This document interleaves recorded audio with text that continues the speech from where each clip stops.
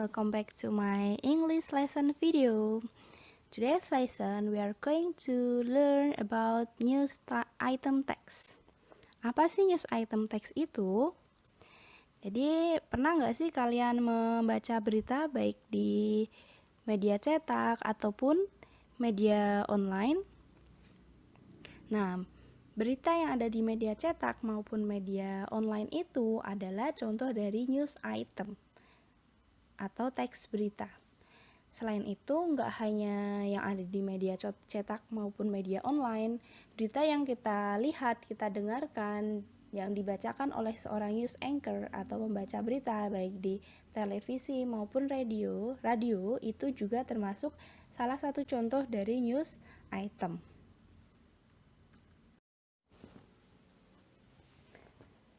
Nah, kinds of news item itu ada banyak. Sebagai contohnya ada criminal news atau berita kriminal, kemudian business news, kemudian entertainment news.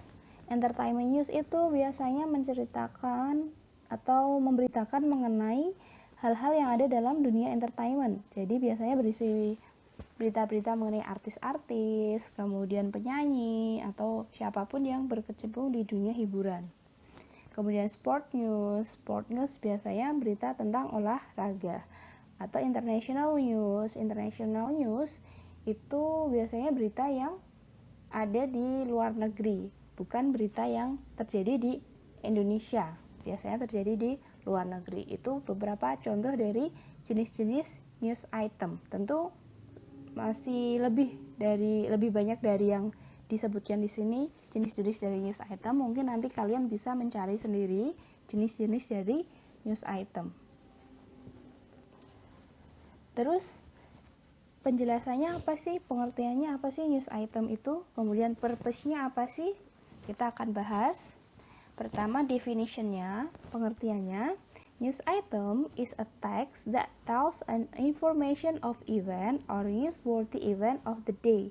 Jadi news item itu adalah teks yang memberitahukan mengenai informasi dari suatu kejadian atau newsworthy event of the day. Kejadian yang layak untuk diberitakan, yang layak untuk disampaikan kepada halayak ramai yang terjadi pada hari itu. Itu pengertian dari news item, adalah teks yang menceritakan mengenai suatu kejadian yang layak untuk diberitakan oleh orang lain. Kemudian purpose-nya apa sih? Atau social function-nya apa sih? Social function-nya adalah to inform readers, listeners, or viewers about events of the day which are considered important and interesting. Jadi social function-nya adalah untuk menginformasikan kepada pembaca, pendengar, ataupun penonton mengenai kejadian yang terjadi di hari itu yang mana dipertimbangkan, dirasa penting dan menarik untuk disampaikan kepada halayak ramai. Itu adalah tujuan dari news item.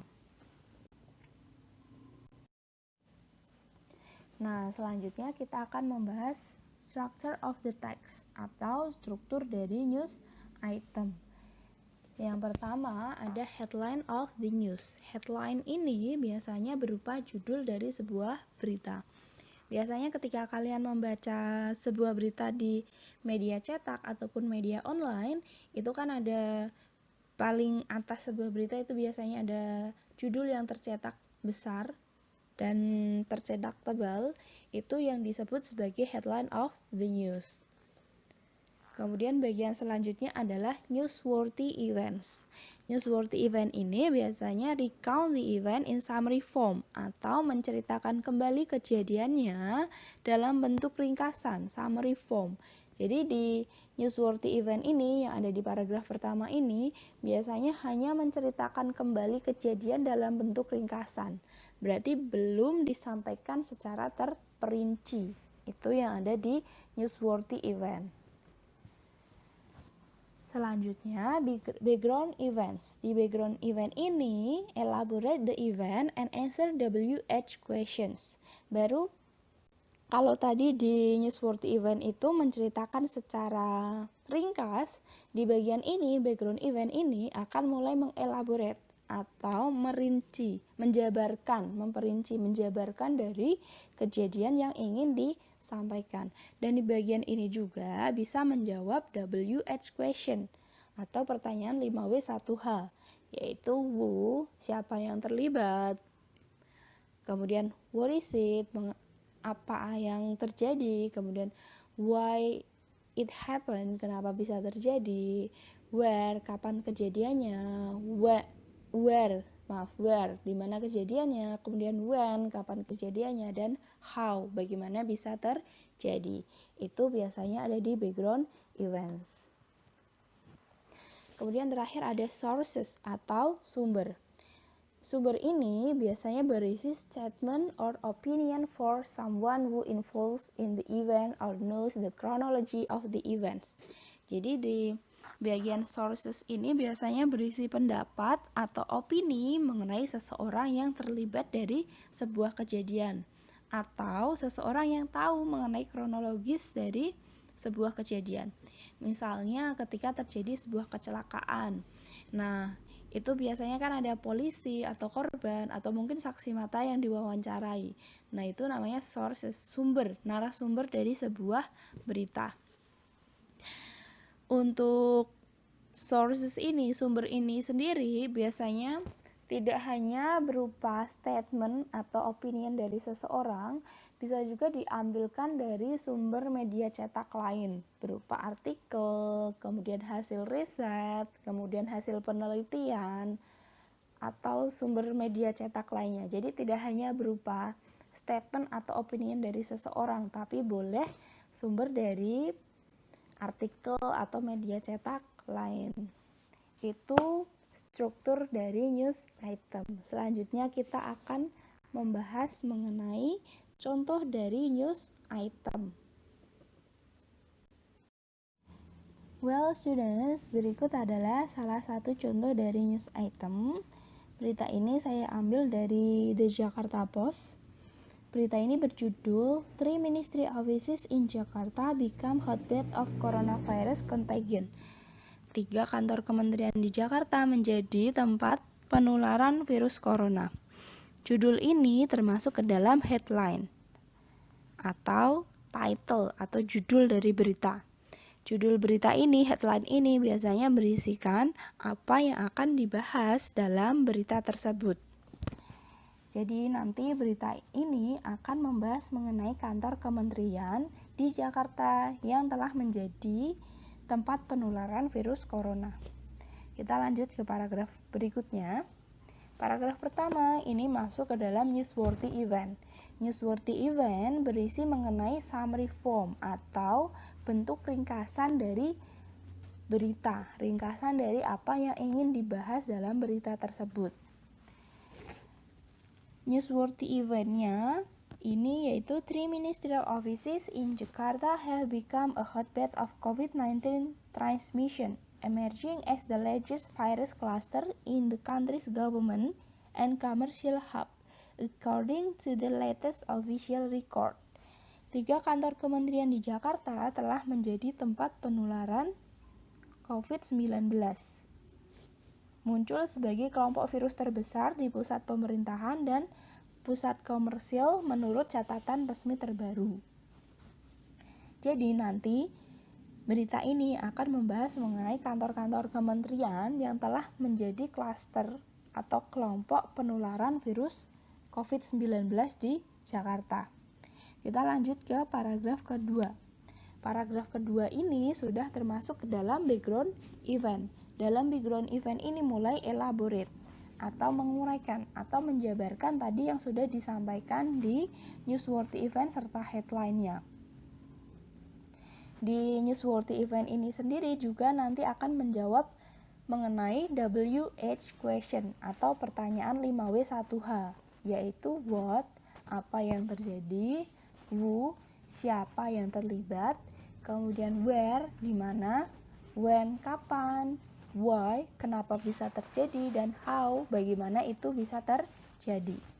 Itu nanti semua pertanyaan itu akan bisa terjawab di bagian di bagian background event.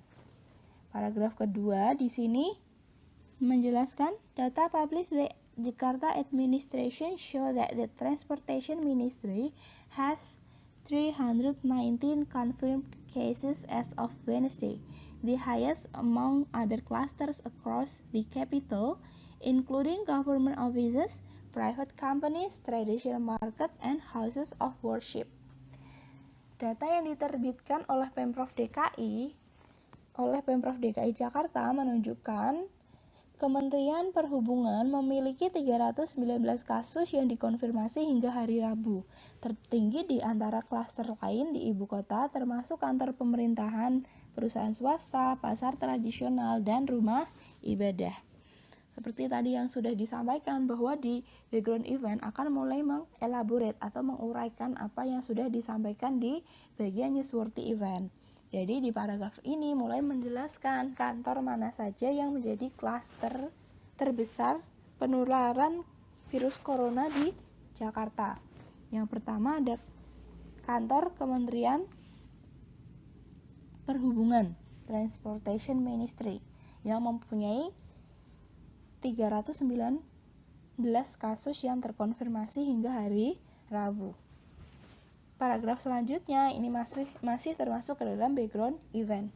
The offices of Health Ministry and Defense Ministry recorded the second and third highest cases with 262 and 147 infections to death respectively.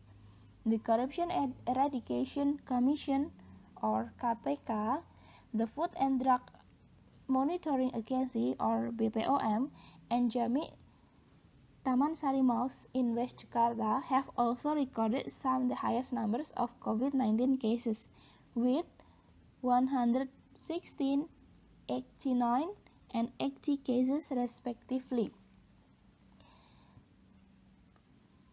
Kantor Kementerian Kesehatan dan Kementerian Pertahanan tercatat sebagai tertinggi kedua dan ketiga, kasus tertinggi kedua dan ketiga dengan masing-masing 262 dan 147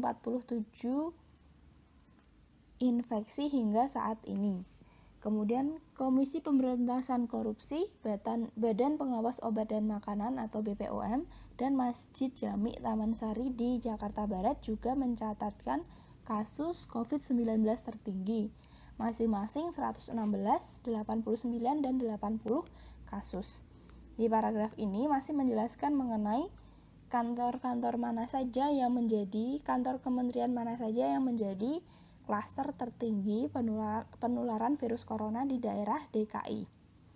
Tadi sudah disebutkan di paragraf kedua ada kantor Kementerian Perhubungan. Kemudian di paragraf ketiga ini menyebutkan ada kantor Kementerian Kesehatan, kemudian Kementerian Pertahanan, lalu ada KPK, kemudian BPOM, dan Masjid Jami di Taman Sari di daerah Jakarta Barat.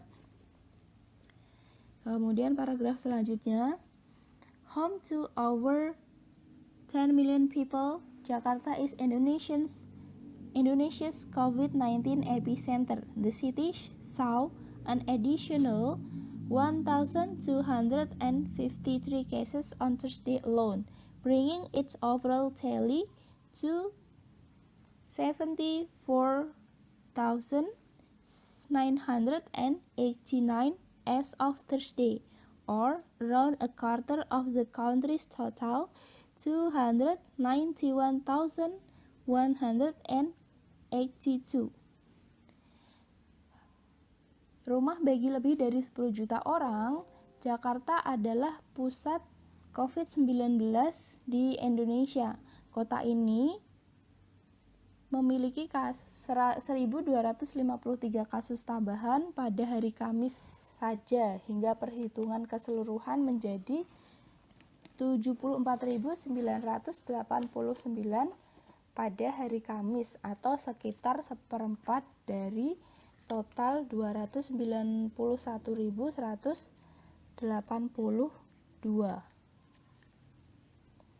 Jadi disebutkan di paragraf ini bahwa Jakarta adalah epicenter dari keseluruhan kasus total di Indonesia, maaf.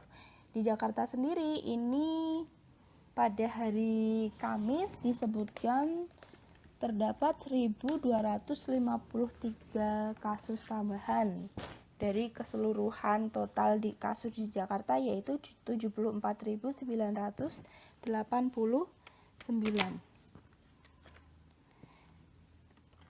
Kemudian paragraf terakhir, Jakarta Governor Anies Baswedan reinstated large-scale social restrictions atau PSBB in mid-September following a spike in new daily infection that started after partial lockdown measures were loosened in June. The policy, which requires residents to stay at home and avoid crowds to break the chain of transmission, will remain in place at least until October 11. Gubernur Jakarta Anies Baswedan menerapkan kembali pembatasan sosial skala besar atau PSBB pada pertengahan September, menyusul lonjakan infeksi harian baru yang dimulai setelah tindakan penguncian parsial dilonggarkan pada bulan Juni. Kebijakan yang mewajibkan warga untuk tinggal di rumah dan menghindari kerumunan untuk memutuskan rantai penularan akan tetap berlaku setidaknya hingga tanggal 11 Oktober. Di bagian ini, bagian paragraf terakhir ada sources atau sumber. Yang sumber ini biasanya berisi komentar, opinion atau pendapat dari siapa yang terlibat dari berita yang disampaikan di paragraf sebelumnya.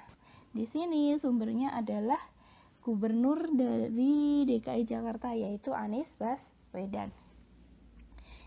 Nah, itu adalah contoh dari news item beserta strukturnya. Kalian bisa melihat contoh lain bisa kalian lihat di koran online di Jakarta Post. Itu biasanya berisi mengenai berita-berita dalam bahasa Inggris. Itu sangat saya rekomendasikan kalau kalian ingin membaca berita dalam bahasa Inggris. Sekian contoh news item ini. Kita lanjut pembahasan berikutnya mengenai news item.